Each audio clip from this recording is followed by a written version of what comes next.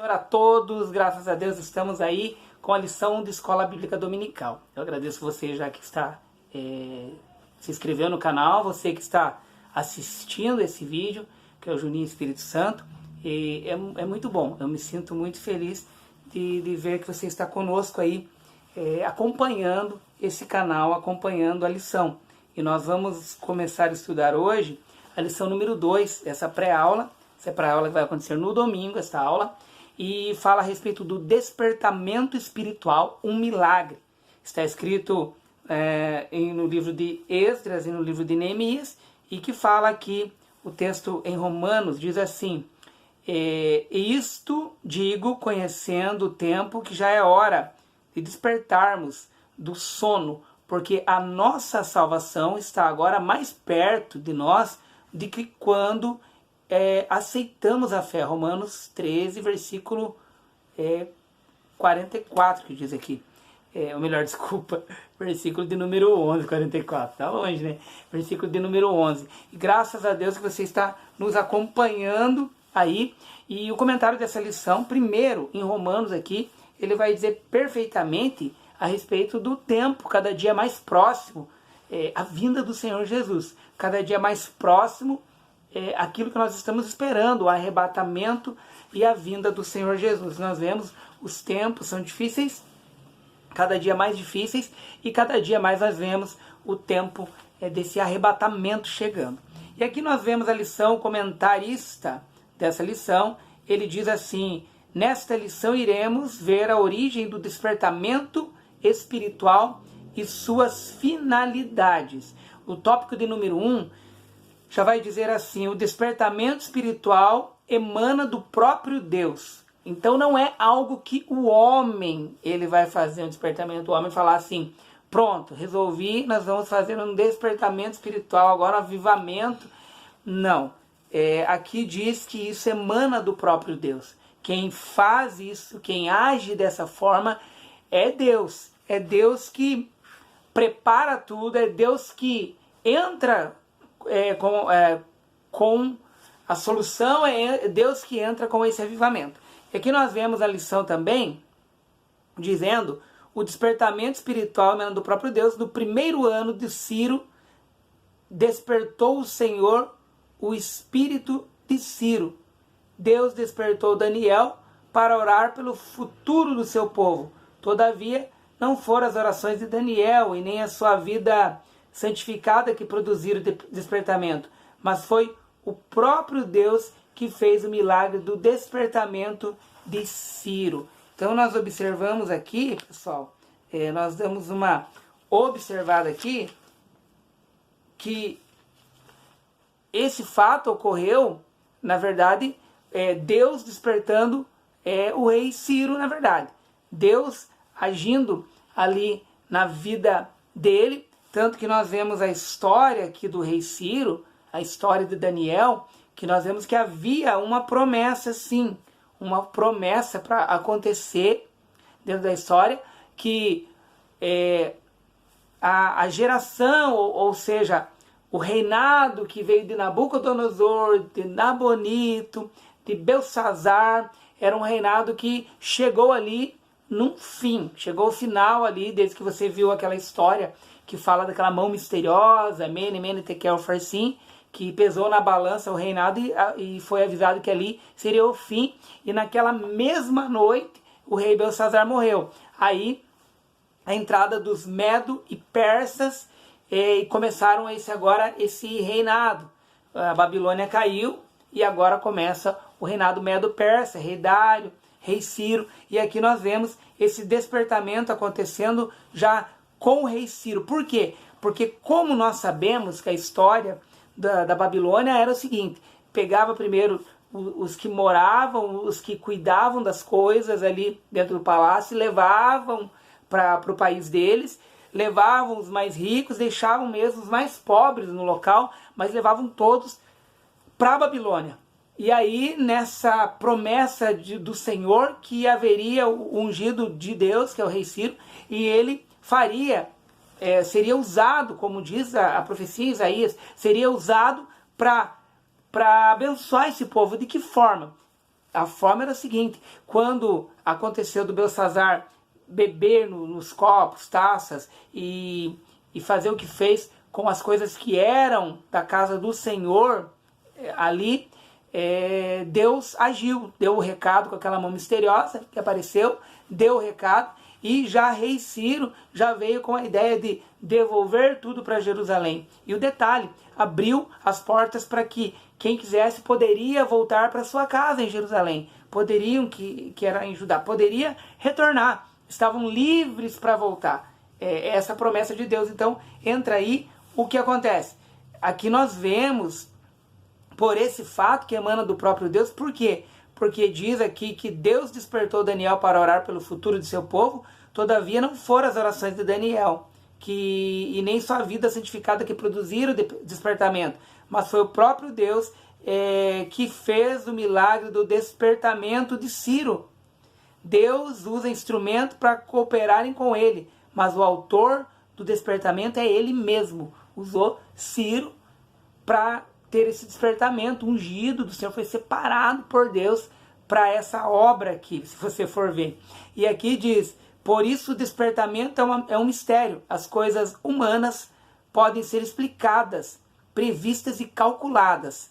Diz aqui o comentarista, mas a operação do Espírito Santo é diferente. Jesus disse, o vento assopra onde quer e ouves a sua voz, mas não sabes de onde vem nem para onde vai. Assim é tudo que é nascido do Espírito. Então nós observamos com esse fato, já de início aqui dessa lição, essa lição que nós estamos lendo aqui, de jovens e adultos, nós vemos aqui que emana do próprio Deus um despertamento, ou um avivamento, um despertamento. E aqui diz, mas na verdade nada sabemos e nada entendemos do poder de Deus. Quando Deus quer agir, ele age, ele usa pessoas que ninguém imagina para fazer grandes coisas, ele usa.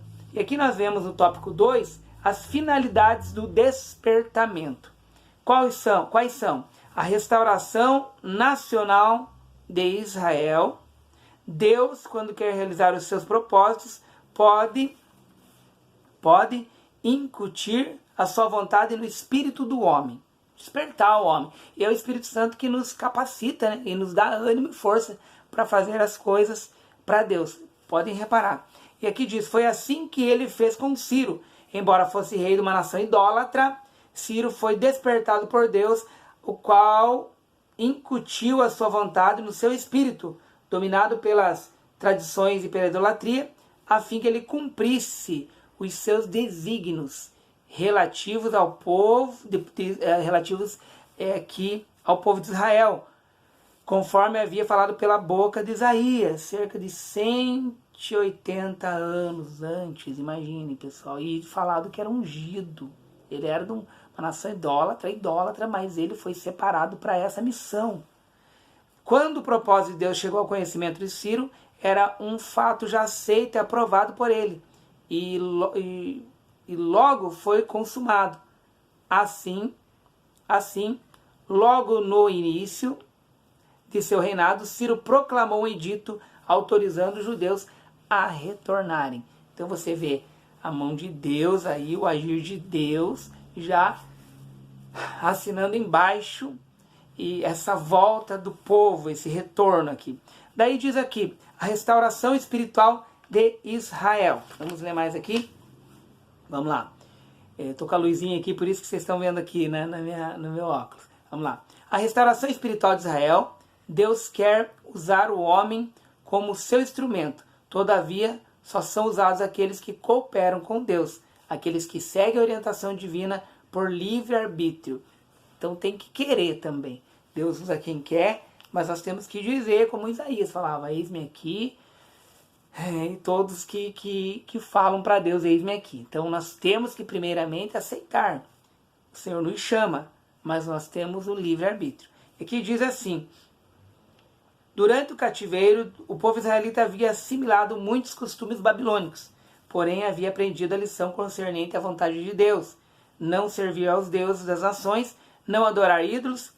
Antes do exílio, Israel estava espiritualmente enfermo dos pés à cabeça, mas agora havia sido curado da idolatria para sempre, para Israel, o sofrimento resultou no despertamento, e este na sua restauração espiritual. Então a finalidade principal do despertamento, aqui nós podemos ver, era a restauração espiritual do povo de Deus. Quando há um despertamento, quando há esse despertamento, é para quê?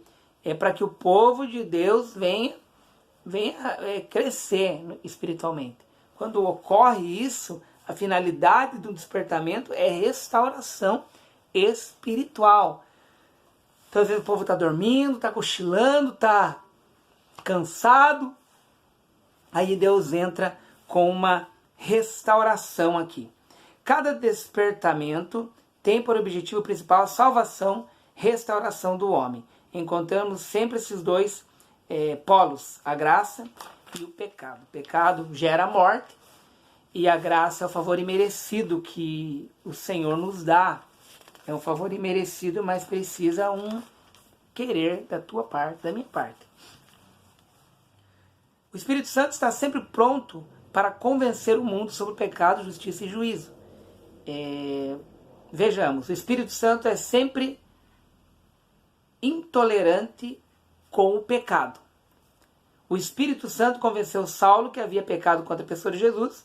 Foi o Espírito Santo que convenceu aquela mulher samaritana, fez Zaqueu confessar sua falta, o profeta observar, o profeta Isaías, que era de lábios impuros. O Espírito Santo fez com que os crentes andem na luz, mas o Espírito Santo também aponta para Jesus como aquele que perdoa e salva. Ele que nos indica, ele que nos ensina, ele que nos revela, e é ele que nos convence e mostra para nós que nós precisamos de um Salvador, que é Jesus Cristo. E aqui ele diz mais: este era o ensino nos dias dos apóstolos, e deve continuar sendo nos dias de hoje, pois a palavra de Deus não muda, e as nossas necessidades espirituais também não. Continuam as nossas necessidades espirituais da mesma forma. Nós precisamos de um Salvador, nós precisamos de Jesus em nossa vida. E aqui diz mais, Deus cumpre as suas promessas. A fidelidade de Deus em suas promessas, pelo despertamento que Ciro recebeu. Deus cumpriu literalmente a palavra dele. Então ele tinha prometido que o povo retornaria para o seu lar. O povo retornaria. E ele cumpriu literalmente aquilo que ele falou. Diz aqui que era o retorno de Judá à sua terra, bem como a derrota babilônica diante do exército medo-persa, sob o comando do rei, comando de Ciro da Pérsia. Deus renova as suas promessas de bênçãos. Em cada despertamento, Deus vivifica e renova a promessa de bênçãos ao seu povo. O Espírito Santo revela as riquezas escondidas em Cristo, isto é, as riquezas de glória que Cristo ganhou na cruz do Calvário, para dar àqueles que os servem. Daí diz aqui sobre o batismo com o Espírito Santo, que é uma bênção que faz parte dos rudimentos da doutrina. Também no despertamento que operava no tempo dos apóstolos, ele fazia questão que todos os convertidos recebessem essa maravilhosa unção do alto, essa promessa que haveria, que são os dons espirituais também, que fazem parte das bênçãos prometidas a todos aqueles que servem a Deus. E aqui Deus ainda deseja despertar os corações daqueles que estão nos assistindo, de todos nós, para um avivamento, um despertamento, para que nós possamos entender o quanto nós precisamos e necessitamos do Senhor. Deus renova a fé dos abatidos. Pelo despertamento, Deus cria ambiente de fé, expectativa e oração. O despertamento nasceu da oração e só poderá prosseguir se continuar acesa a chama da oração. No Antigo Testamento, o fogo do altar do incenso não se podia deixar apagar, sempre deixar aceso. É quando acontece o despertamento. Nós vemos acontecer um despertamento tremendo e às vezes as pessoas deixam apagar. Repare em festividades, congressos, aquele despertamento, mas param. Seria aquele um despertamento realmente? É um caso a pensar. Cada um sabe como que está aí. Mas do mesmo modo, Deus quer que o fogo do Espírito Santo não se apague em nossos corações. Ter uma vida na presença de Deus. E o último tópico, o tópico número 4, diz assim: o despertamento torna os homens obedientes à palavra. O culto foi estabelecido em Jerusalém e foi exatamente aquele que a lei de Deus determinada. Não foram induzidas novas formas de culto. Não inventaram nada de ter que inventar algo para chamar atenção, de ter que criar algo ou enfiar algo do mundo para chamar a atenção das pessoas. Não, é o poder de Deus que faz mesmo. Então, quando acontece isso, é realmente Deus que faz. O despertamento espiritual não precisa de inovação, não precisa de invenção, nada, absolutamente nada. Porque o próprio Deus faz o despertamento e é pela palavra mesmo que ocorre todo o despertamento. E nós vemos aqui homens obedientes à palavra. O despertamento espiritual ocorre lendo a Bíblia, lendo a palavra de Deus. Se não há leitura, se não há busca da lei de Deus, que é a palavra de Deus, não há um verdadeiro e genuíno despertamento espiritual. Só pulo, só isso não adianta. Tem que ter um despertamento espiritual mesmo. É aquela coisa assim que acontece numa vigília, num culto movimentado, todo mundo pulando, dando glória. Você perguntar o que foi pregado hoje e ensinado. A pessoa tem que responder, foi isso e isso, glória a Deus. Mas alguns falam, não, o culto estava muito bom, mas nem sei o que foi pregado. Isso não é realmente um avivamento, não é um despertamento. Vamos lá. Despertamento dado pelo Espírito Santo faz com que os crentes desejem intensamente ser fiéis à palavra de Deus. Ou seja, reconheço o meu pecado, reconheço o meu erro, reconheço minha falha, eu preciso melhorar, eu quero adorar a Deus. Eu reconheço o quão miserável sou e eu preciso adorar a Deus. Paulo escreveu assim, para que nós aprendais a não ir além do que está escrito, 1 Coríntios 4:6. O crente despertado inclina-se a guardar os estatutos de Deus até o fim. Salmo 119, versículo 112. E esta forma de proceder, esta atitude do crente é uma das bases para a comunhão uns com os outros. Companheiros sou de todos os que temem e dos que guardam os teus preceitos. Salmo 119, versículo 63. Então, o despertamento espiritual verdadeiramente gera em nós mudança, gera em nós uma nova vida, gera em nós uma nova criatura, gera em nós um desejo enorme de adorar ao Senhor, um desejo enorme de buscar a presença de Deus, um desejo enorme de servir ao Senhor e alegria em fazer isso. Pessoal, Deus abençoe tua vida em nome de Jesus. Obrigado. Assistam os vídeos aí. Hoje é sexta-feira à noite ainda. E nós vamos gravar, estamos gravando esse. Vamos gravar o EBD Antigas, que é o projeto que eu criei aí. Peço que você ajude a divulgar, nos apoie aí. E além do EBD Antigas, a EBD Juvenis e EBD de Adolescentes, que nós vamos gravar hoje, se Deus permitir. Pessoal, um abraço, paz do Senhor, inscreva-se no canal e nos ajude a divulgar, tá bom? Um abraço. Me esquecendo, veja também o canal Juninho Kids Dependentes de Cristo, é para criançada, tá bom? Um abraço, paz do Senhor e até.